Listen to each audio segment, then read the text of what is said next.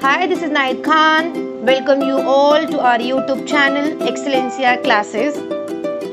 Once again, I am your student with one more video. So let's start the video without wasting time. So let's get started.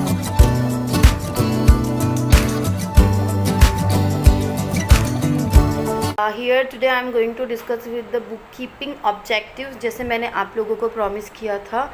But before discussing book keeping objectives, हाँ, मैं ये objective क्यों discuss कर रही हूँ, क्योंकि इसके लिए कोई एज सच कोई क्वेश्चन बैंक नहीं आया है स्टूडेंट, तो प्रैक्टिकल होता है बेसिकली. बट थोड़ा सा मुझे ऐसा लगा कि बिफोर स्टार्टिंग दैट ऑब्जेक्टिव मैं थोड़ा सा ग्लांस बता दूँ आप लोगों को. तो this is your paper pattern student, specially इस ईयर के इसलिए क्योंकि कुछ सिलेबस जो है वो कट डाउन हुआ है आप लोगों का. तो सबसे पहले हम लोग पेपर पैटर्न देख लेते हैं. तो आप देखोगे कि पेपर पैटर्न में आपको सबसे पहला जो क्वेश्चन आता है स्टूडेंट वो होता है ऑब्जेक्टिव्स. ठीक है, ऑब्जेक्टिव्स 20 मार्क्स के होते हैं. ऑब्जेक्टिव्स के लिए आप लोगों को बहुत सारी कैटेगरी है. Match the following, choose the correct one, true और फॉल्स, एग्री डिसएग्री, बहुत सारे हैं, मतलब कुछ समथिंग जे तक है. 10 वैरायटीज़ है. ठीक है, जिसमें से एक specimen of bills of exchange है. ठीक है, बिल्स ऑफ एक्सचेंज का आप लोगों को फॉर्मेट बनाना होता है.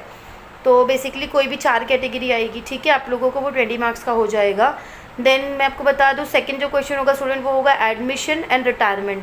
ये दोनों जो रहेंगे स्टूडेंट वो ऑप्शन में होंगे. आप एडमिशन या रिटायरमेंट में से कोई एक कर सकते हैं.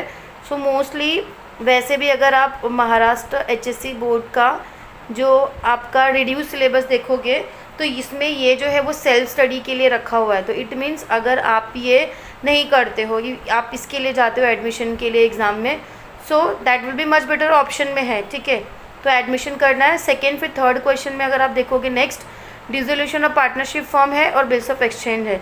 अगेन इस बार रिड्यूस सिलेबस में आपका रिड्यूस पोर्शन में बिल्स ऑफ एक्सचेंज नहीं है इस ईयर के बैच के लिए. HSC के हर साल के लिए नहीं, इस ईयर के बैच के लिए. डिसोल्यूशन ऑफ पार्टनरशिप फॉर्म है, ईजी चैप्टर है, तो आप इसके लिए जा सकते हो. अगेन ये होता है 10 मार्क्स के लिए. ठीक है, ऑप्शन में होता है. देन है हमारा issue of shares, journal entries होती है, कुछ ईजी है. और फिर है कंप्यूटर एंड अकाउंटिंग, तो जिनका एंट्री वाला कंसेप्ट अच्छा है वो इसके लिए जाते हैं, और जिसका थियोरी कंसेप्ट ज़्यादा अच्छा है तो वो कंप्यूटर एंड अकाउंटिंग के लिए जाते हैं. लेकिन मैं आपको बता दूं कि ये वाला पोर्शन भी, ये वाला जो चैप्टर है स्टूडेंट, टॉपिक बोल सकते हो आप लोग, अगेन वो रिड्यूस सिलेबस में सेल्फ स्टडी के लिए दिया हुआ है, कंप्यूटर इन अकाउंटिंग. तो आप इन दोनों में से आएगा तो दोनों, लेकिन आप इन दोनों में से कोई भी अटेंड कर सकते हो. नेक्स्ट है हमारा फिफ्थ क्वेश्चन है death of partner, analysis of financial statement. ये थोड़ा सा लेंदी है, ये TY BCom का पोर्शन है. तो अगेन ये जो है ये सेल्फ स्टडी के लिए इस ईयर के लिए दिया हुआ है, और ये नया चैप्टर है, नया टॉपिक है, अभी तक इससे पहले नहीं था स्टूडेंट्स. तो डेथ ऑफ पार्टनर मोस्टली लोग प्रिफर करते हैं, और इसलिए भी करते हैं क्योंकि जिसने एडमिशन कर लिया है, तो डेथ और रिटायरमेंट थोड़ा सेम है. ठीक है, सो डेथ ऑफ पार्टनर और इजी है, तो ये कर सकते हैं, और ये भी कर सकते हैं, लेकिन ये सेल्फ स्टडी के लिए दिया हुआ है, analysis of financial statement. Then next है हमारा नॉट फॉर प्रॉफिट कंसर्न, ये कंपलसरी है, कोई ऑप्शन नहीं है, ये 12 मार्क्स के लिए होगा आप लोगों को. अगेन फाइनल अकाउंट है हमारा 7 पार्टनरशिप फाइनल अकाउंट है, ये 12 मार्क्स के लिए होगा. तो टोटल आपके जो होते हैं 80 मार्क्स होते हैं. लेकिन ये आप बोलोगे कि ये तो हमें पता था मैम, मेरे बताने का रीज़न ये है कि दोज हु आर वीक, ठीक है, जो स्टूडेंट अकाउंट्स में वीक है तो वो क्या कर सकते हैं. तो आप लोग स्टूडेंट आप ये 20 मार्क्स ऑब्जेक्टिव पे फोकस कर सकते हो, प्लस NPO की आप कुछ पोस्टिंग कर सकते हो, बहुत इजी है. Income expenditure received and payment करना है. फाइनल अकाउंट आपने 11th में भी किया था, तो ये नया टॉपिक नहीं है. तो आप ऑब्जेक्टिव्स हो गया, NPO हो गया, फाइनल अकाउंट हो गया, और अगर आप ये कंप्यूटर इन अकाउंटिंग वाला चैप्टर कर लेते हो तो अगर आप टोटल करोगे तो 52 मार्क्स आप अटेंड कर पाओगे. 52 मार्क्स में से अगर हम नेगेटिव सोचते हैं, सपोज़ आपको यू हैव गॉट, ये किन के लिए है, जिनको ऐसा लगता है कि ये सबके लिए नहीं है स्टूडेंट, ये बहुत इजी है, अकाउंट्स में स्कोर करना कोई बहुत बड़ी बात नहीं है. ये उनके लिए है, उन स्टूडेंट्स के लिए जिनको लगता है कि उनका जो अकाउंट्स है, बुक कीपिंग है, BK सब्जेक्ट है, वो वीक है. तो उनके लिए मैं बता दूं कि अगर आप ऑब्जेक्टिव थरो करते हो और NPO वाला चैप्टर करते हो, फाइनल अकाउंट करते हो, और कंप्यूटर इन अकाउंटिंग, ठीक है, ये थियरी है. कुछ आपको क्वेश्चन है, देखो इसके ऑप्शन में इश्यू ऑफ शेयर्स के ऑप्शन में आपको ये आएगा. तो अगर इतना कर लेते हो तो you will be able to attend 25 marks. तो चलो नेगेटिव अगर हम लोग सोचते हैं तो सपोज़ आउट ऑफ 20 जितना आपने अटेंड किया आपको 30 मिला, ठीक है, जो कि बहुत ही नेगेटिव है, वर्स्ट बोल सकते हैं, क्योंकि अगर आपने ये सब, if you are not focusing on all the topics, so if you are focusing on specific topic, so obviously you should give 100%। तो ये हो गया 30 मार्क्स अगर तो नेगेटिव सोच रहे। और अगर आपको इंटरनल में कॉलेज ने दे दिया है 15 मार्क्स, तो कितने हो गए, 45 ईजिली हो जाते हैं। ये बहुत ही वर्स्ट सिचुएशन मैं कह रही हूँ। तो इतना ये डिफ़िकल्ट नहीं है स्टूडेंट। सो होप इतने साल आप लोगों ने कुछ तो पढ़ा होगा। तो ये मुझे लगा कि बिफोर स्टार्टिंग लेक्चर मुझे ये थोड़ा सा इंट्रोडक्शन देना चाहिए था, तो मैंने दे दिया।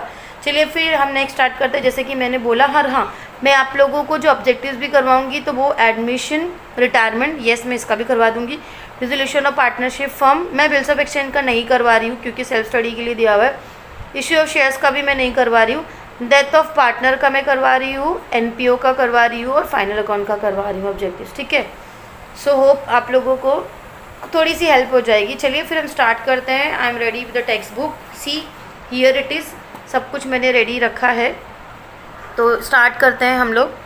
जहाँ पे मुझे लगेगा तो मैं लिखते जाऊँगी क्योंकि मैंने पेंसिल से टिक किया है। टेक्स्ट बुक ख़राब नहीं होनी चाहिए। टेक्स्ट बुक इसलिए लिया कि ताकि आपको फीलिंग आए कि हाँ टीचर सामने बैठी और हमें समझा रही है। चलिए क्या बोला है देखो, when there is no partnership agreement between partners the division of profit take place in dash ratio. कभी भी याद रखना स्टूडेंट, आप सभी को पता ही होगा कि पार्टनरशिप में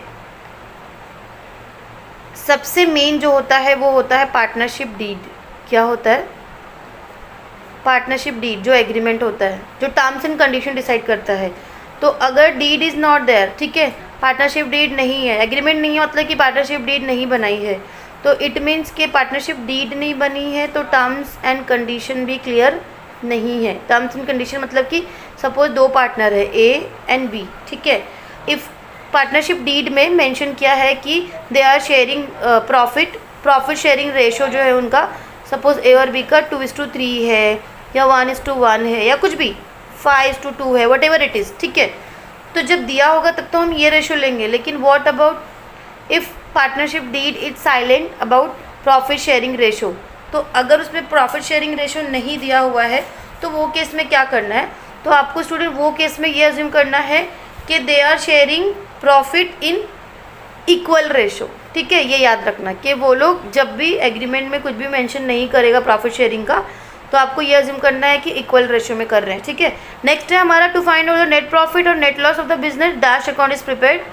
नेट प्रॉफिट नेट लॉस के लिए profit and loss account prepare किया जाता है। कंफ्यूज मत हो ना, कभी कभी यहाँ पे आपको ना ग्रॉस प्रॉफिट और ग्रॉस लॉस भी दिया जा सकता है। तो वो केस में स्टूडेंट अगर वो होता तो फिर आपका ट्रेडिंग अकाउंट होता। आप लोगों को पता ही होगा कि फाइनल अकाउंट में आप लोग 3 लेजर प्रिपेयर करते हो। एक तो आप लोग ट्रेडिंग अकाउंट प्रिपेयर करते हो, करेक्ट, और दूसरा आप लोग profit and loss account prepare करते हो, और थर्ड जो है स्टूडेंट वो आप लोग balance sheet. Balance sheet is an statement, ये भी चीज़ याद रखना आप लोग। बैलेंस शीट जो है स्टूडेंट ये स्टेटमेंट है, ये लेजर नहीं है। लेजर ये दोनों है, ठीक है। हम 3 अकाउंट तो प्रिपेयर करते हैं, लेकिन ट्रेडिंग और पीएनएल जो है वो लेजर अकाउंट है। बैलेंस शीट जो है वो क्या, एक स्टेटमेंट है। दिस इज़ द रीज़न आप ट्रेडिंग एंड प्रॉफिट और लॉस में student for the year ended लिखते हो। क्या लिखते हो? For the year ended. लेकिन बैलेंस शीट आप लोग क्या लिखते हो? एज ऑन लिखते हो। ये रीज़न है, ठीक है। तो अगर सिंपली देखो यहाँ पे क्या बोला, ट्रेडिंग अकाउंट, तो पहले हम ये देख लेते हैं जो बोला है। क्या बोला? नेट प्रॉफिट और नेट लॉस फाइंड आउट करने के लिए तो profit and loss account prepare होता है, ठीक है। ये मैं आपको ये भी बता देती हूँ। देखो ये टी फॉर्मेट में हमारा प्रॉफिट एंड लॉस अकाउंट होता है। यहाँ पे ये आपका डेबिट है, ये क्रेडिट है। कंसेप्ट भी समझ लो। तो नॉमिनल रूल आप लोग याद रखना। अगर क्रेडिट साइड बड़ी देगी, ठीक है, ये साइड हमारी बड़ी है, सपोज़ ये 100 है और डेबिट साइड आपकी कितनी है 90, तो 10 यहाँ पे आएगा, तो आपको नेट प्रॉफिट होगा स्टूडेंट, ठीक है। वाइस वर्सा मतलब कि आपकी ये साइड 100 है डेबिट साइड, और क्रेडिट साइड जो है वो 90 है, तो फिर यहाँ पे कैरी फॉरवर्ड होगा। तो यहाँ पे डेबिट बैलेंस, कभी कभी देखो क्वेश्चन में मेंशन करता है debit balance of profit and loss account, तो debit balance of profit and loss account क्या बताएगा? Net loss.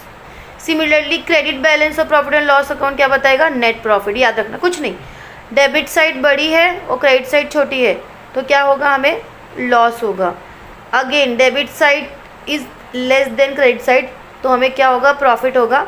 बस आपको क्या ध्यान रखना है, अगर वो ट्रेडिंग का है तो क्या हो जाएगा हमारा ग्रॉस लॉस, और अगर यही हमारा प्रॉफिट एंड लॉस का है तो हमारा नेट लॉस हो जाएगा। सिमिलरली अगर ये प्रॉफिट एंड लॉस अकाउंट का है तो फिर क्या हो जाएगा हमारा gross profit, sorry net profit, simply.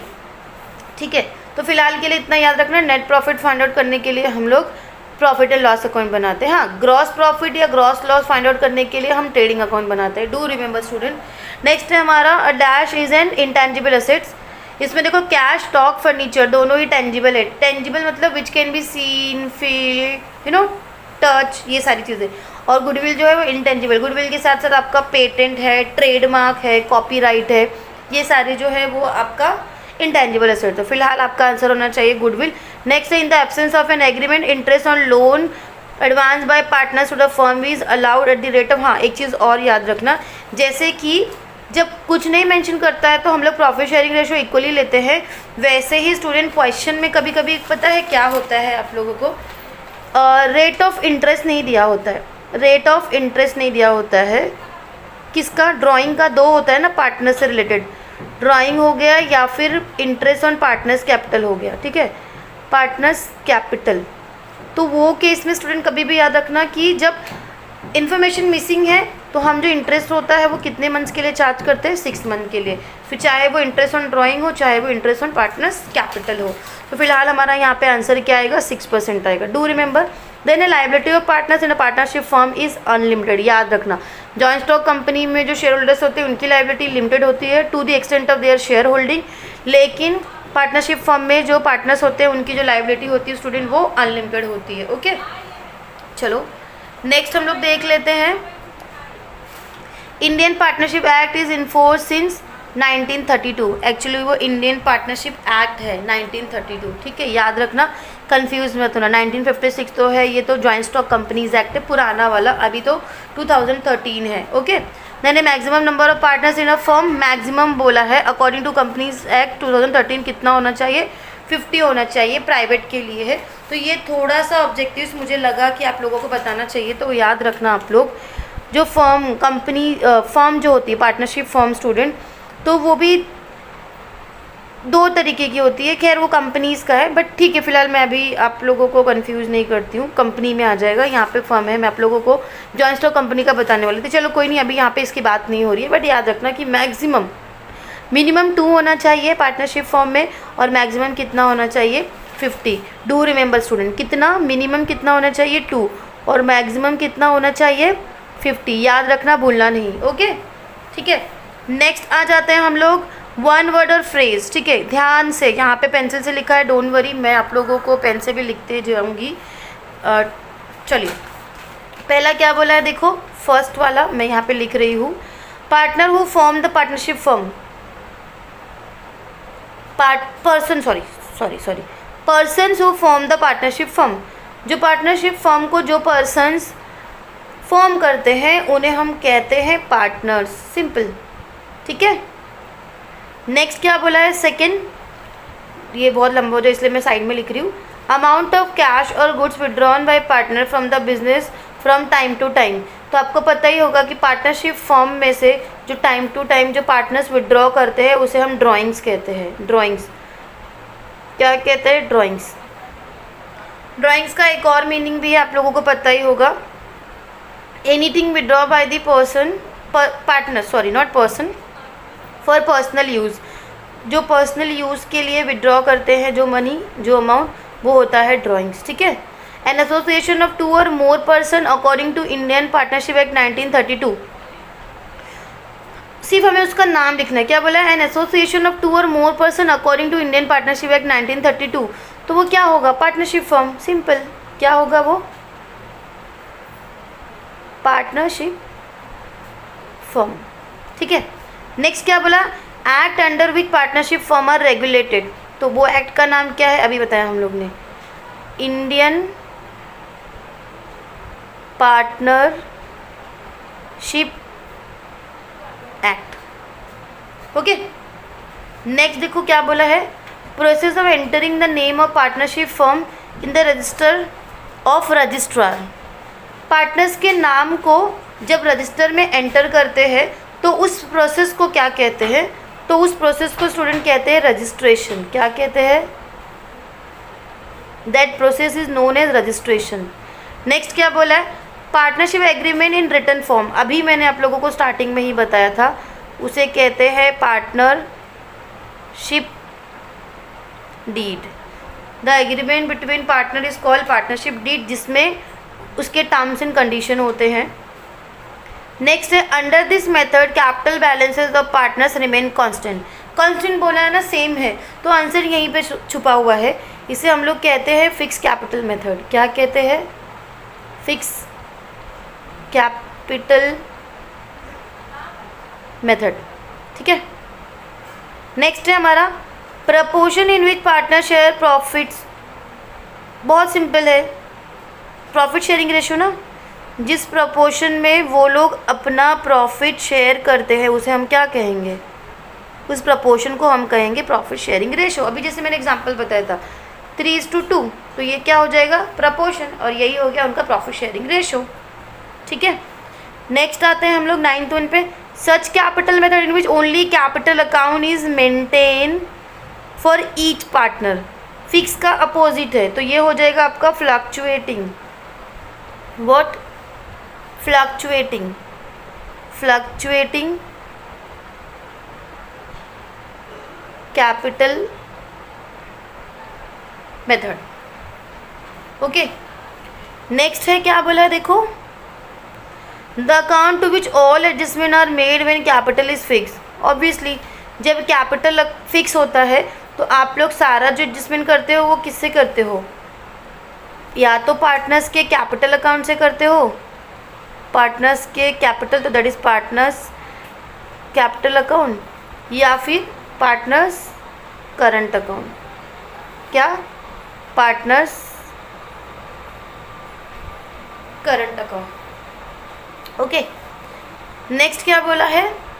The expenses which are paid before they are due. जो एक्सपेंसेस जिसे हम टाइम से पहले पे कर देते हैं, ठीक है, तो उसे हम कहते हैं प्रीपेड एक्सपेंसेस। क्या कहते हैं हम?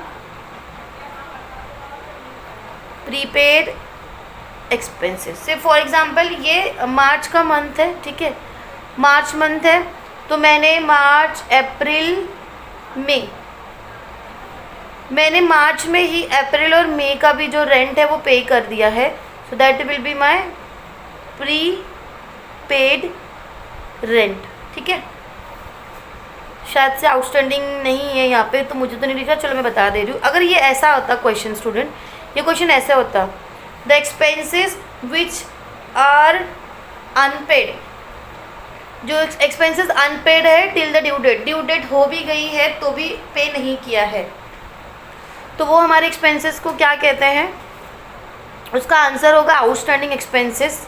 ठीक है। क्यों? क्योंकि अभी तक हमने आउटस्टैंडिंग मतलब समझ जाओ ये मार्च है, ये मार्च मंथ चल रहा है और मैंने फरवरी का भी रेंट नहीं दिया है और इवन मार्च का भी रेंट नहीं दिया है, तो ये मेरे कौन से एक्सपेंस हो जाएंगे? तो ये हो जाएंगे मेरे आउटस्टैंडिंग एक्सपेंसेस।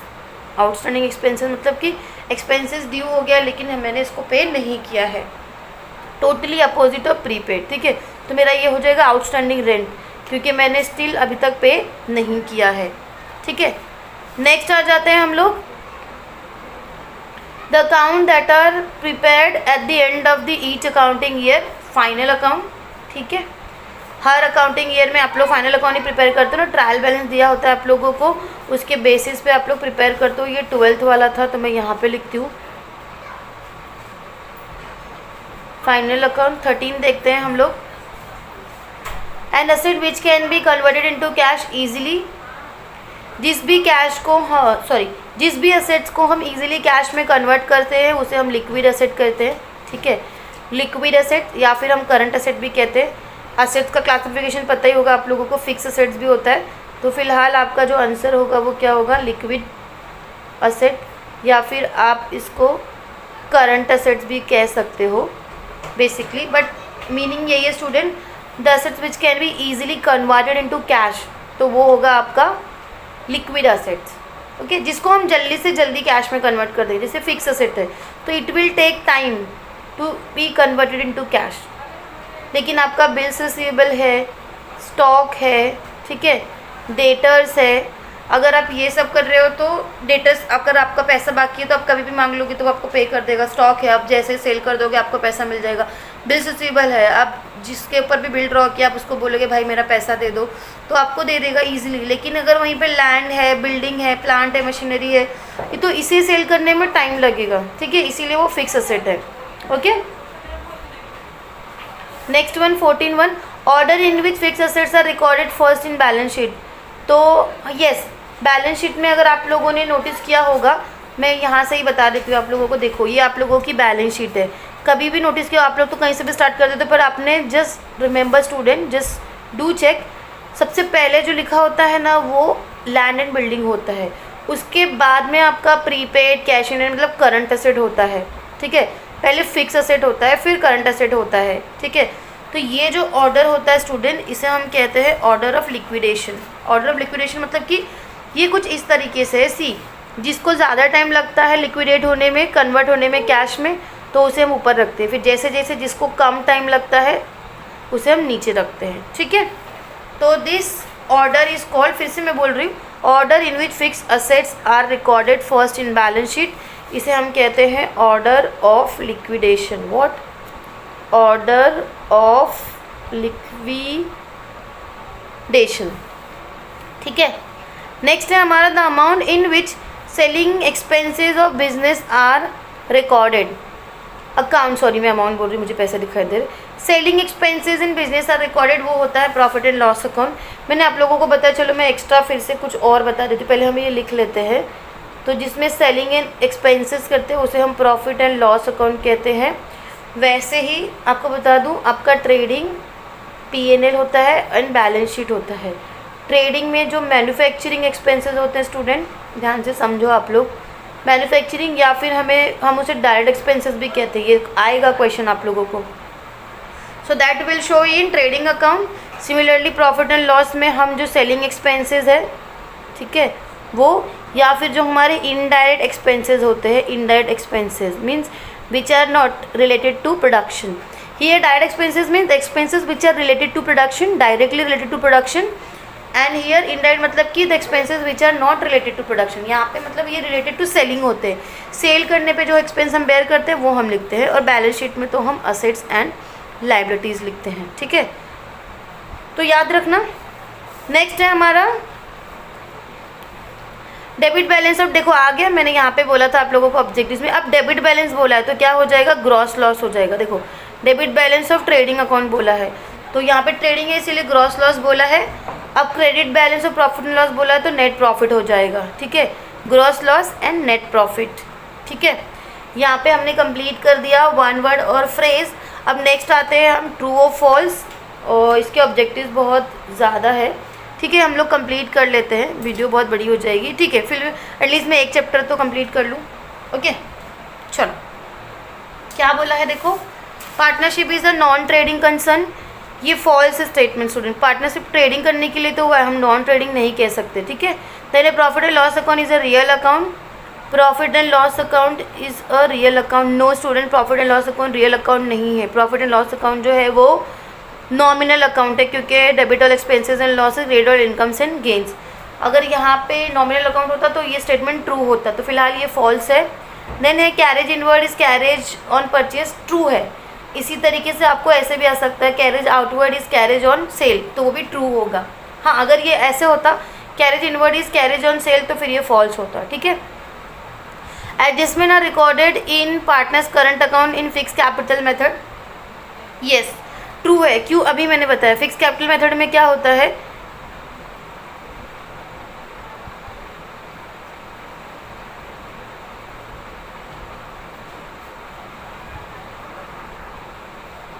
क्या मैं सही बोल रही हूँ, क्या लिखा है, adjustment recorded in partners current account in fix capital method. Student ये स्टेटमेंट जो है वो फॉल्स है, क्योंकि क्या बोला है, देखो partners current account in fix capital method prepare ही नहीं होता है। फिक्स कैपिटल मेथड में तो जो हमारा पार्टनर्स कैपिटल अकाउंट होता है वो जाकर हम बैलेंस शीट में लिख देते हैं। इनफैक्ट जो फ्लक्चुएटिंग कैपिटल मेथड होता है, फ्लक्चुएटिंग कैपिटल मेथड, उसमें ही हम बनाते हैं ना, देखो कनेक्टेड होता है, आप लोग सिर्फ कन्फ्यूज होते हैं। फ्लक्चुएटिंग कैपिटल मेथड में ही हम पार्टनर्स कैपिटल या करंट अकाउंट प्रिपेयर करते हैं, ठीक है। तो और यहाँ पे क्या बोला है, देखो adjustment recorded in partners current account, तो यहाँ पे बोला है तो वो फ्लक्चुएटिंग में है ना कि फिक्स में है। ओके, नहीं हमारा prepaid expenses are treated as liabilities. Prepaid मतलब प्री मतलब पहले से, पेड मतलब पे कर दिया, तो वो लाइबिलिटी नहीं होगी स्टूडेंट, जबकि वो आपका असेट होगा। तो इसीलिए ये जो स्टेटमेंट है वो क्या हो जाएगा, फॉल्स हो जाएगा। नेक्स्ट है हमारा partnership deed is silent, partner share profit and losses in their, देखो लिखा हुआ है in proportion to their capital, false. अभी देखा हम लोगों ने कि जब पार्टनरशिप डीड साइलेंट रहेगा तो इक्वली रेशो शेयर करते हैं। ओके, तो ये फॉल्स हो गया। Balance sheet is an account, अभी मैंने बताया balance sheet is an statement, balance sheet is a statement, ठीक है, एक अकाउंट नहीं है, तो इसीलिए ये भी जो होगा वो फॉल्स हो जाएगा। Wages paid for installation of machinery is a revenue expenses, ये भी फॉल्स होगा स्टूडेंट। वेजेस पे किया टू इंस्टॉल द मशीनरी, वो कैपिटल एक्सपेंडिचर होता है। नहीं समझ में आ रहा है तो देखो, सपोज़ मैंने एक सेविंग मशीन लाई 10,000 रुपीज़ की, ठीक है, सेविंग मशीन, सिलाई मशीन लाई मैंने 10,000 रुपीज़ की, और उसको इंस्टॉल करने के लिए मैंने एक बंदे को 1,000 रुपीज़ दिया, मतलब वो पूरा उसको इंस्टॉल करके सेटअप करके गया, तो टोटल जो मेरी मशीनरी होगी स्टूडेंट उसकी कॉस्ट अब 11,000 हो जाएगी। तो ये जो 1,000 जो था स्टूडेंट वो मेरा इंस्टॉलेशन चार्जेस था, ठीक है, वो मशीनरी को इंस्टॉल करने के लिए। So that will be my capital expenditure, ठीक है, ना कि रेवेन्यू एक्सपेंडिचर। रेवेन्यू एक्सपेंडिचर तो रिकरिंग इन नेचर होता है। ओके, तो ये क्या हो गया आपका कैपिटल एक्सपेंडिचर, रेवेन्यू नहीं, याद रखना रेवेन्यू शॉर्ट टर्म के लिए होता है, वो तो आपके फिक्स कैपिटल में ऐड हो गया। नेक्स्ट है income received in advance the liability, yes, income received in advance मतलब अभी मैंने बताया कि मार्च है, सपोज़ मैंने मेरे एम्प्लॉय से अप्रैल और मई की भी सैलरी ले ली है, तो वो क्या हो गई, एडवांस हो गई। तो दैट इज़ माई लाइबिलिटी ना, कि मैं अपने एम्प्लॉयर को काम करके दूँ, मेरे बॉस को काम करके दूँ, तो ये ट्रू है। देन है RDD is created on creditors, RDD is created on debtors, ठीक है, ये फॉल्स है, डेटर्स पे RDD क्रिएट होता है ना कि क्रेडिटर्स पे। देन हमारा depreciation is not calculated on current assets, it's a true statement. कैसे, क्योंकि हम फिक्स असेट पे कैलकुलेट करते हैं डेप्रिसिएशन, ना कि करंट असेट पे, ठीक है। And goodwill is an intangible asset, true है, अगर ये टेंजिबल होता तो स्टेटमेंट क्या हो जाता, हमारा फॉल्स हो जाता। अब यहाँ देख लो, indirect expenses are debited to trading account, false. अब भी मैंने बताया ना आप लोगों को, ट्रेडिंग अकाउंट में डायरेक्ट एक्सपेंसेस शो करते हैं ना कि indirect. Bank loan is a current liability, false, bank loan जो है आपका वो करंट लाइबिलिटी नहीं है, ये लॉन्ग टर्म लाइबिलिटी है, ठीक है, फिक्स लाइबिलिटी है स्टूडेंट, लॉन्ग टर्म के लिए है। करंट मतलब जो शॉर्ट टर्म के लिए होता है। Okay, net profit is debit balance of profit and loss account, अभी मैंने बताया था, नॉमिनल रूल को याद रखना आप लोग, नेट प्रॉफिट मतलब क्रेडिट बैलेंस होगा प्रॉफिट एंड लॉस अकाउंट, ना कि डेबिट बैलेंस, ठीक है। Find odd one out, wages, salaries, royalty, import duty, मैंने सैलरी को कट किया है क्योंकि देखो वेजेस, रॉयल्टी, इम्पोर्ट ड्यूटी ये ट्रेडिंग के एक्सपेंसेस है, ठीक है, ये ट्रेडिंग के आइटम है। सैलरी जो है प्रॉफिट एंड लॉस अकाउंट का है, तो रीज़न आप पता करोगे तो find odd one out easily कर पाओगे। नेक्स्ट है हमारा postage, stationery, advertising, purchase.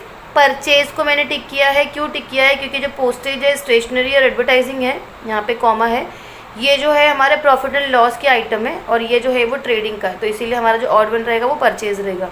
Then है capital, bills receivable, reserve fund, bank overdraft. मैंने अंडरलाइन किया बिल्स रिसीवेबल को, क्यों, क्योंकि जो कैपिटल है, रिजर्व फंड है, बैंक ओवरड्राफ्ट है, वो जो है वो लाइबिलिटी साइड आता है हमारा, liabilities are, these are the liability, और बिल्स रिसीवेबल जो है वो हमारा असेट है।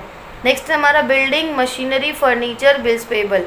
मैंने बिल्स पेएबल को अंडरलाइन किया है, ऑड वन आउट, क्यों, क्योंकि बिल्डिंग, मशीनरी, फर्नीचर जो है वो असेट साइड में आता है, bills payable whereas liability side में आता है। नेक्स्ट है discount receive, dividend receive, interest receive, depreciation, ये जो है सारी इनकम है, डेप्रिसिएशन जो एक्सपेंस है, ठीक है। अब ये मत बोलना, ऐसा कंक्लूड मत करना है कि मिस यहाँ पे रिसीव नहीं लिखा हुआ है, नहीं लिखा है तो वेल एंड गुड है, लेकिन डेप्रिसिएशन जो होता है वो एक्सपेंस होता है, और जो डिस्काउंट रिसीव है, डिविडेंड रिसीव है, इंटरेस्ट रिसीव है, ये आपकी क्या है, इनकम है, ठीक है। चलो ये कर ले तो हमारा ये कंप्लीट हो जाएगा, और ठीक है, फिर एग्री डिसएग्री तो एटलीस्ट मेरा ये एक चैप्टर तो मैं कंप्लीट करवा दूँगी ऑब्जेक्टिव्स। चलिए क्या बोला है, partner share profit and losses in dash in the absence of partnership deed, घूम के घुमा फिरा के आपसे वही क्वेश्चन पूछा है, तो इक्वल, ठीक है, थोड़ा जल्दी कर रही हूँ क्योंकि होप आप लोगों को समझ में आ रहा होगा, और वैसे भी तो मैं बोल रही हूँ ना, लिखने में थोड़ा सा टाइम जा रहा है, जहाँ मुझे लगेगा मैं एक्सप्लेन कर दूँगी। रजिस्ट्रेशन ऑफ पार्टनरशिप इज़, याद रखना, ऑप्शनल इन इंडिया। इंडिया में ये ऑप्शनल है, ठीक है, मतलब आप करा भी सकते हो, नहीं भी करा सकते हो, लेकिन याद रखना अगर आप रजिस्ट्रेशन नहीं करवाते हो और अगर कुछ फ्रॉड होता है तो वो जिम्मेदारी नहीं होगी, तो वो उसके कॉन्सिक्वेंसेस आपको देखने पड़ेंगे। Partnership business must be lawful, yes, आप किसी इलीगल एक्टिविटी के लिए पार्टनरशिप नहीं करेंगे। नहीं, हमारा liabilities of partners and partnership firm is unlimited, do remember, याद रखना, ये चीज़ भूलना नहीं, पार्टनर्स की जो लाइबिलिटी होती है वो अनलिमिटेड होती है। अब आप लोगों को लग रहा है अनलिमिटेड मतलब क्या, बहुत सारे लोगों को पता है, लेकिन जिनको नहीं पता है मैं उनको बता दूँ, unlimited means in case of loss उनकी पर्सनल प्रॉपर्टी भी उनको बेचनी पड़ेगी, ठीक है, लॉस को रिकवर करने के लिए, पे करने के लिए। The balance of drawing account of a partner is transfer two is current account, याद रखना, under the fix capital method, okay, fix capital method में उसका जो बैलेंस है वो करंट अकाउंट में ट्रांसफ़र कर दिया जाता है। क्यों? क्योंकि फिक्स कैपिटल मेथड में बैलेंस शीट हम क्या करते हैं, बैलेंस शीट में जाके उसका अमाउंट लिख देते हैं पार्टनर्स का, और जो कुछ भी एडजस्टमेंट होता है वो किसके थ्रू होता है, करंट अकाउंट के through. The interest on capital of a partner is debited to partners account, interest on capital of a partner is debited to profit and loss account. हाँ, इसका थोड़ा सा मैं कंसेप्ट आप लोगों को समझाना चाहूँगी। देखो स्टूडेंट, ये फर्म है, ठीक है, दिस इज़ द फर्म, और ये ना पार्टनर्स है, ठीक है, याद रखना ये पार्टनर्स है, P for partner, F for firm, कभी भी याद रखना, फर्म अलग है और पार्टनर्स अलग है, ठीक है। अगर फर्म जब पार्टनर काम करता है तो फर्म जो होती है ना वो पार्टनर्स को सैलरी देती है, ठीक है, कभी कभी इंटरेस्ट भी देती है उनके कैपिटल पे, ठीक है, ये सब। तो ये सब जब देगी ना, अगर आपको क्वेश्चन में दिया रहेगा salary to partner, interest on partners capital, ठीक है, कमीशन टू पार्टनर, ऐसे भी दिया रहता है, commission to partner, then salary हो गया ना, इंटरेस्ट ऑन पार्टनर्स कैपिटल, ये सब। तो ये फर्म किसको देता है, पार्टनर्स को देता है। तो इसीलिए जो फर्म मतलब जो प्रॉफिट एंड लॉस अकाउंट होता है स्टूडेंट, वो रिप्रेजेंट करता है फर्म के लिए।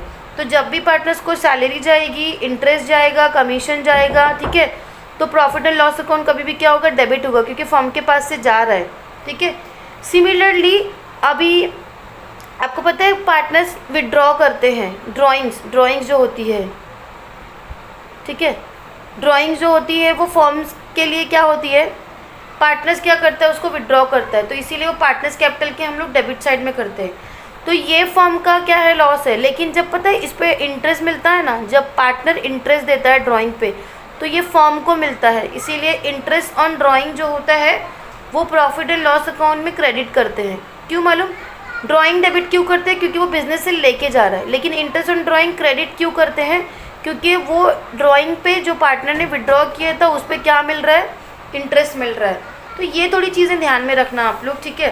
तो यहाँ पे क्या बोला है, देखो, the balance of drawing account of a partner is transfer to his current account. अच्छा, मैं यहाँ थी, interest on capital of a partner is debited to profit and loss account. क्यों, क्योंकि देखो अभी मैंने बताया जो फर्म है ना पार्टनर्स को इंटरेस्ट दे रही है, फर्म जो है वो पार्टनर्स को क्या दे रही है, इंटरेस्ट दे रही है, तो इसीलिए वो क्या हो जाएगा, डेबिट हो जाएगा, क्योंकि फर्म का एक्सपेंस है, okay. Then a partners are dash liable for डेब्ट of the firm joint and several. यहाँ आपका आंसर आपका जॉइंटली मतलब कि दो पार्टनर है तो दोनों ही लाइबल है लॉसेस के लिए। Partnership D is an article of partnership. Article मतलब अभी मैंने बताया उसमें सारे टर्म्स एंड कंडीशन होते हैं। The withdrawal by partner for personal use from the firm is dash to his account. अभी मैंने बताया ड्राइंग जो होती है उतने से उसका जो पार्टनर्स का अमाउंट होता है वो डेबिट करते हैं। क्यों, क्योंकि उतने से उसका जो कैपिटल। नहीं समझ में आ रहा तो देखो, पार्टनर्स जब फर्म में कैपिटल लेकर आते हैं तो हम लोग लाइबिलिटी साइड में क्या करते हैं, लिखते हैं कैपिटल, या फिर ये पता है आप लोग जब ये अकाउंट ड्रॉ करते हो ये डेबिट होता है पार्टनर्स कैपिटल अकाउंट और ये क्रेडिट होता है। तो हम हमेशा जो पार्टनर्स का कैपिटल होता है लिखते हैं ना हम लोग बाय बैलेंस ब्रॉट डाउन, वो क्रेडिट साइड ही होता है। सपोज 10,000 है, 10K ए का और बी का है 10K, ठीक है। तो वैसे ही जब ड्राइंग आता है तो आप लोग क्या लिखते हो, 2 ड्राइंग्स ना। क्यों लिखते हो पता है, क्योंकि उतने से अभी समझो 2K का ड्राइंग है ए का, तो उतने से यहाँ पे 10K हो गया और यहाँ पे कितना हो गया 2K, तो उतने से ही ए का जो कैपिटल होगा वो क्या होगा, कम हो जाएगा। तो टोटल कितना हो जाएगा 10K - 2K 8K 8,000, ठीक है। तो इसीलिए ड्राइंग कभी भी हम क्या करते हैं डेबिट करते हैं। Okay, withdrawn by partner for personal use from the firm is debited to his account. Then a commission payable to partner is dashed to the firm. Liability to the firm है, ठीक है। अभी बताया ना, partners को commission पे करना firm की जिम्मेदारी होती है। जिम्मेदारी मतलब कि लाइबिलिटी है, पार्टनर ने काम करके दिया तो फर्म उसको पे करेगी ना। When partners adopt fix capital method then they have to operate current account, correct ना, ये याद रखना। क्यों? क्योंकि फिक्स कैपिटल में उनका जो कैपिटल होता है वो जाके बैलेंस शीट में ट्रांसफ़र हो जाता है, फिर जो कुछ भी ऑपरेट करते हैं वो किससे करते हैं, करंट अकाउंट से करते हैं। Then if partners current account shows dash balance is shows to the liability side of the balance sheet. याद रखना, जब भी वो क्रेडिट बैलेंस दिखाएगा तो ही वो liability side of balance sheet जाएगा, अगर वो डेबिट दिखाएगा तो फिर वो asset side of balance sheet चला जाएगा, ठीक है। Next the expenses paid for trading purpose are known as trade expenses. And then हमारा return outward are debit deducted from purchase. Return outward का एक और भी नाम है परचेज रिटर्न, ठीक है। Expenses which are paid before due date are called as prepaid expenses, ठीक है, पूरा लिखना, मैंने यहाँ पे प्रीपेड लिखा है। Asset which are held in business for a long period are called fix asset, ठीक है, लंबे टाइम के लिए, लॉन्ग ड्यूरेशन के लिए जो रहता है। Trading account is prepared on the basis of direct expenses, अभी मैंने बताया रिलेटेड टू मैन्युफैक्चरिंग रहेगा। When commission is allowed to any partner it is dash of the business. Expenditure अभी मैंने बताया, फर्म अगर पार्टनर्स को कमीशन देती है तो वो फर्म का एक्सपेंडिचर होता है। And when goods are distributed as free sample it is treated as advertisement. Yes, free sample बेच रहे हो ना तो आपको कुछ पैसे नहीं मिल रहे तो आप उसको as an advertisement expenditure consider करोगे, ठीक है। आंसर इन वन सेंटेंस मैं नहीं करा रही हूँ, ठीक है। नेक्स्ट है एग्री डिसएग्री, ये फिर ये चैप्टर ख़त्म हो जाएगा। When partnership deed is silent partner share profit of the firm according to capital ratio. Disagree, correct ना, अभी बताया इक्वली होता है। Then a current account always show a debit balance, ये भी डिसएग्री होगा। क्यों हमेशा डेबिट बैलेंस दिखाएगा भाई, क्रेडिट बैलेंस भी दिखा सकता है। It is compulsory to have a partnership agreement in writing, ऐसा कुछ नहीं है, ये भी डिसएग्री करोगे क्योंकि पार्टनरशिप एग्रीमेंट जो है वो ओरल भी हो सकता है। आप और मेरी अच्छी बनती है तो हम ओरल ही कम्युनिकेट करके हमने पार्टनरशिप में एग्रीमेंट पार्टनरशिप की डील कर ली। Partnership form is a trading concern, ये एग्री करोगे आप लोग। And interest on capital is an expenditure for the partnership form, अभी मैंने बताया कि पार्टनर्स के कैपिटल पे जो इंटरेस्ट देती है वो एक्सपेंडिचर होता है फॉर्म के लिए, तो एग्री करोगे। Partnership is an association of 2 or more person, agree करोगे क्योंकि 2 से ज़्यादा लोग ही होने चाहिए ना, 2 या उससे ज़्यादा। Partners are entitle to get salary और कमीशन, ऐसा ज़रूरी नहीं है, अगर वो काम करते हैं तो ही उनको सैलरी और कमीशन मिलेगा, अदरवाइज नहीं मिलेगा। Then the balance of capital account remain constant under fix capital method, agree, उनका कैपिटल फिक्स रहता है क्योंकि करंट अकाउंट से ऑपरेट करते हैं। Indian partnership act came into existence in the year 1945, disagree, 1932 है, ठीक है। देन है profit and loss account reflect the true financial position, yes, इसी से पता चलता है ना फर्म का प्रॉफिट और लॉस एग्जैक्टली कितना है, तो एग्री करोगे। Amount borrowed by partner for his personal from his business will be debited to current account, agree. कुछ भी अगर वो अपने बिजनेस से विड्रॉ करता है कोई भी अमाउंट, बेसिकली ड्रॉइंग, तो डेबिट करते हैं, अभी मैंने बताया। Sold but undispatch goods must be a part of valuation of closing stock, disagree, हम माइनस करते हैं, अनसोल्ड गुड्स को हम माइनस करते हैं। Carriage inward is a selling and distribution overhead, नहीं, सेलिंग एंड डिस्ट्रीब्यूशन कैसे हुआ, वो तो परचेज पे होता है, डिसएग्री करना है। Gross profit is an operation profit, नहीं, डिसएग्री करना है, ये ऑपरेशनल प्रॉफिट नहीं है। All financial expenditure are debited to profit and loss account, agree, सारे जो रिलेटेड टू फाइनेंस होंगे प्रॉफिट एंड लॉस अकाउंट में डेबिट होंगे। And free distribution of goods is debited to trading account, disagree, actually ये profit and loss account को debit होता है ना कि ट्रेडिंग अकाउंट को। So here I have completed partnership final account, तो थोड़ा टाइम लग रहा है student. Okay, then in this video this much only. Next वाले जो चैप्टर में फटाफट मैं एक्सप्लेन करने की कोशिश करूँगी और जल्दी से जल्दी, जैसे कि मैंने आप लोगों को बोला था कि जितने भी चैप्टर्स मुझे कवर करने हैं तो मैं उसे कवर करने की कोशिश करूँगी। Thank you so much, see you in the next video lecture student, thank you.